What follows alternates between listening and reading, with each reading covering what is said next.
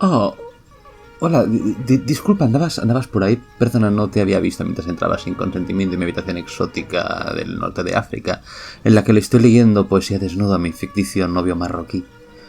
Esta semana, y para descansar un poco de toda la intensidad que fue el horror existencial de Fortnite, voy a hacer 2 vídeos presentando el poema de Allen Ginsberg, Aullido, en mi opinión una de las grandes obras maestras de la poesía del siglo XX. Es un poema que mezcla igual lo elevado y lo grosero, lo espiritual con lo sexual. Tras su publicación en 1957, fue censurado y llevado a juicio a causa de su descripción explícita de sexo gay, pues los sanos cristianos de la tierna juventud de los años 50 no podían ser expuestos a semejante obscenidad. La mayoría de las imágenes que uso para este vídeo provienen de la película Howl, que describe el juicio contra Allen Ginsberg. Esta es la primera parte del poema, en los días posteriores subiré la siguiente. Es un poco denso, así que creo que seccionarlo es lo más práctico. La primera parte es la más famosa y recoge el retrato de la generación y los amigos de Allen Ginsberg, incluyendo al muso de Kerouac, David Cassidy, y a su amigo que conoció en el manicomio, Carl Solomon. Si quieres saber un poco más sobre esta generación literaria, lo mejor será que veas mi primer vídeo sobre la Beat Generation. Para mantener la sonoridad original he decidido recitarlo en inglés, así que no olvidéis activar los subtítulos en español. La traducción es obra de Katy Gallego.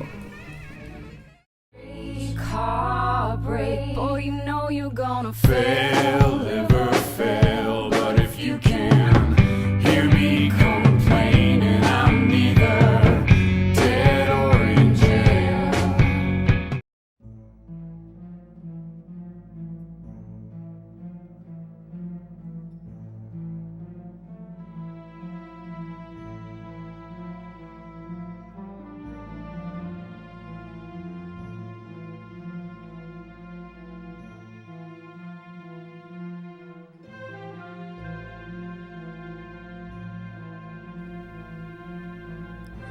I saw the best minds of my generation destroyed by madness, starving, hysterical, naked, dragging themselves to the Negro streets at dawn looking for an angry fix. Angel-headed hipsters burning for the ancient heavenly connection to the starry dynamo in the machinery of night. Oh, poverty and tatters and hollow-eyed and high sat up smoking in the supernatural darkness of cold water flats floating across the tops of cities contemplating jazz. Who bared their brains to heaven under the L and saw Mohammedan angels staggering on tenement roofs illuminated. Who passed through universities with radiant cool eyes hallucinating Arkansas and Blake-like tragedy among the scholars of war. Who were expelled from the academies for crazy and publishing obscene odes on the windows of the skull. Who cowered in unshaven rooms in underwear, burning their money in wastebaskets and listening to the terror through the wall. Who got busted in the pubic beards returning through Laredo with a belt of marijuana for New York. Who ate fire in paint hotels or drank turpentine in Paradise Alley. Death or purgatory at their torsos night after night. With dreams, with drugs, with waking nightmares, alcohol and cock and endless balls, incomparable blind streets of shuddering cloud and lightning in the mind leaping toward poles of Canada and Patterson, illuminating all the motionless world of time between. Peyote solidities of holes, backyard green trees, cemetery dawns, wine drunkenness over the rooftops, storefront burrows of a tea-head joyride, neon blinking traffic light, sun and moon and tree vibrations in the roaring winter dusk of Brooklyn, ashcan rantings and kind king light of mind, who chained themselves to subways for the endless ride from Battery to Holy Bronx and Ben's Dream until the noise of wheels and children brought them down, shuddering, moth-racked and battered, bleak of brain, all drained of brilliance in the drear light of zoo. Who sunk all night in submarine light of Pickfords floated out and sat through the stale beer afternoon in desolate fugazis, listening to the crack of doom on the hydrogen jukebox, who talked continuously 70 hours from Park to Pat, to Bar to Bellevue, to Museum to the Brooklyn Bridge. A lost battalion of platonic conversationalists jumping down the stoops of fire escapes, off windowsills, off Empire State, out of the moon, yakety-yakketing, screaming, vomiting, whispering facts and memories and anecdotes and eyeball kicks and shocks of hospitals and jails and wars. Whole intellects disgorged in total recall for 7 days and nights, with brilliant eyes, meet for the synagogue cast on the pavement, who vanished into Nowhere's End, New Jersey, leaving a trail of ambiguous picture postcards of Atlantic City Hall, suffering eastern sweats at Nigerian bone grindings and migraines of China under junk withdrawals in Newark bleak furnished room, who wandered around and around at midnight in the railroad yard, wondering where to go, and went, leaving no broken hearts, who lit cigarettes in boxcars, rocketing through snow toward lonesome farms in grandfather night, who studied Plotinus, Poe, St. John of the Cross, telepathy, and Bob Kabbalah because the cosmos instinctively vibrated at their feet in Kansas, who loaned it through the streets of Idaho, seeking visionary Indian angels, who were visionary Indian angels, who thought they were only mad when Baltimore gleamed in supernatural ecstasy, who jumped in limousines with the Chinamen of Oklahoma on the impulse of winter midnight street lines, small town rain, who lounged hungry and lonesome through Houston seeking jazz or sex or soup, and followed the brilliant Spaniard to converse about America and eternity, a hopeless task, and so took ship to Africa, who disappeared into the volcanoes of Mexico, leaving behind nothing but the shadow of dungarees and the lava and ash of poetry scattered in fireplace Chicago, who reappeared on the West Coast investigating the FBI in beards and shorts, with big pacifist eyes, sexy in their dark skin, passing out incomprehensible leaflets, who burned cigarette holes in their arms protesting the narcotic tobacco haze of capitalism, who distributed super-communist pamphlets in Union Square, whipping and undressing while the sirens of Los Alamos wailed them down, and wailed down Wall, and the Staten Island ferry also wailed, who broke down crying in wine gymnasiums, naked and trembling before the machinery of other skeletons, who bit detectives in the neck and shrieked with delight in police cars for committing no crime but their own wild cooking pederasty and intoxication, who howled on their knees in the subway and were dragged off the roof waving genitals and manuscripts, who let themselves be fucked in the ass by saintly motorcyclists and screamed with joy, who blew and were blown by those human seraphim,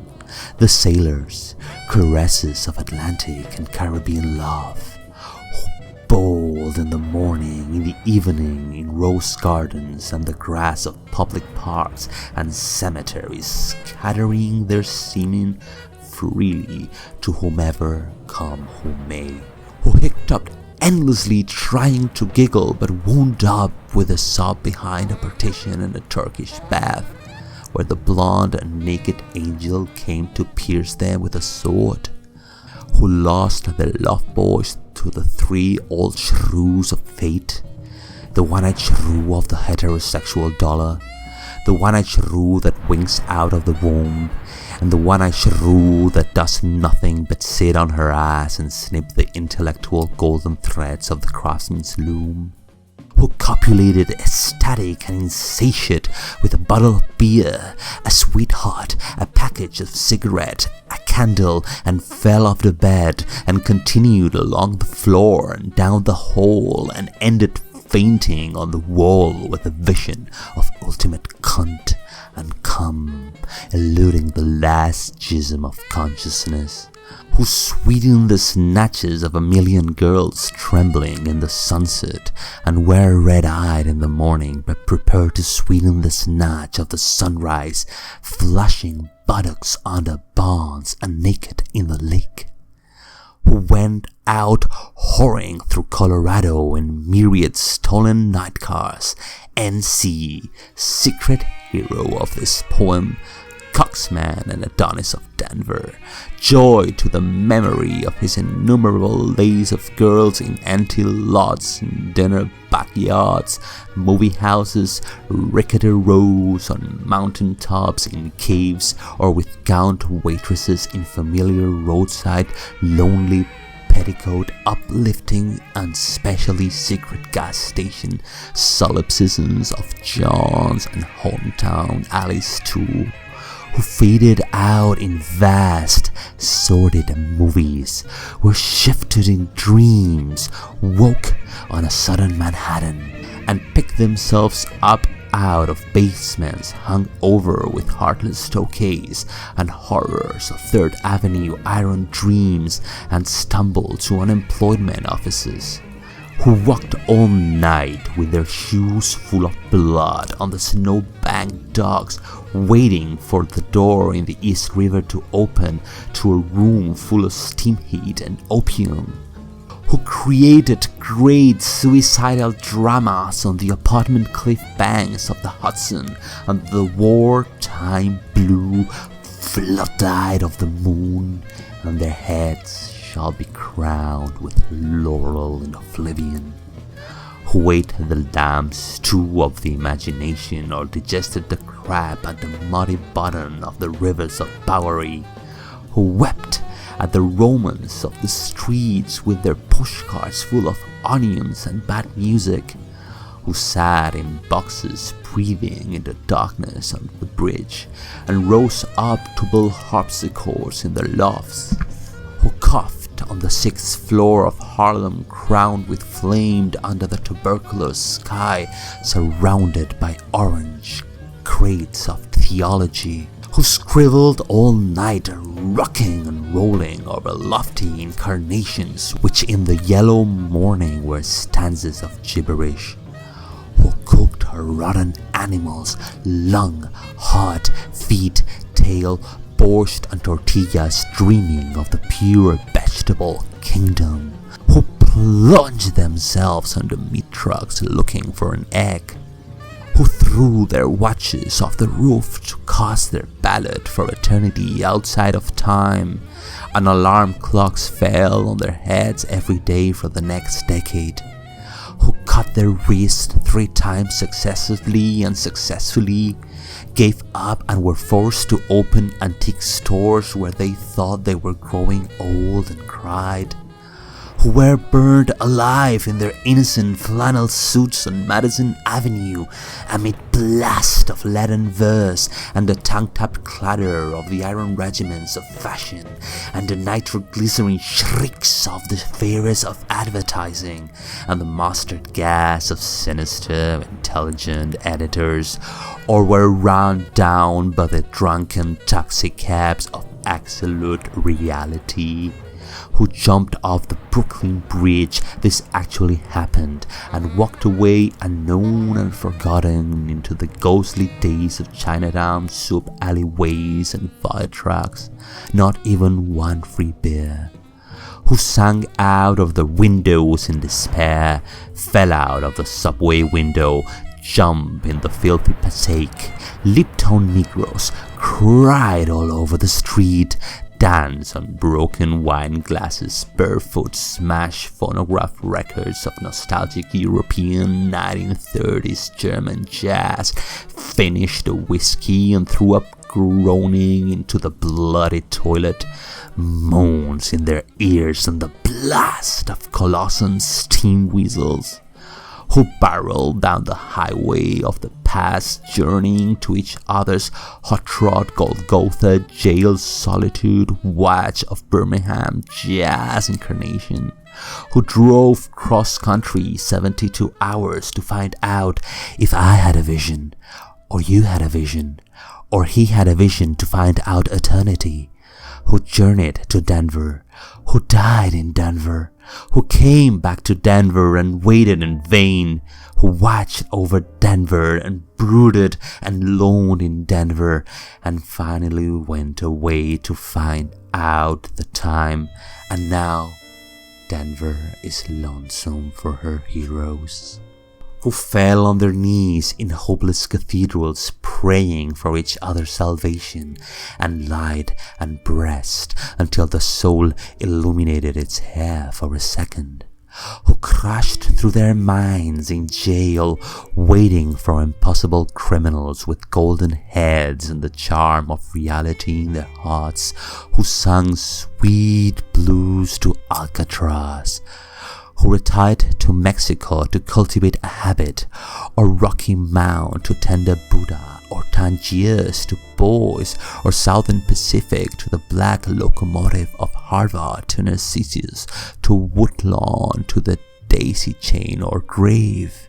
who demanded sanity trials accusing the radio of hypnotism and were left with their insanity in their hands and hung jury, who threw potato salad at CCNY lecturers on Dadaism and subsequently presented themselves on the granite steps of the madhouse with shaven heads and harlequin speech of suicide, demanding instantaneous lobotomy,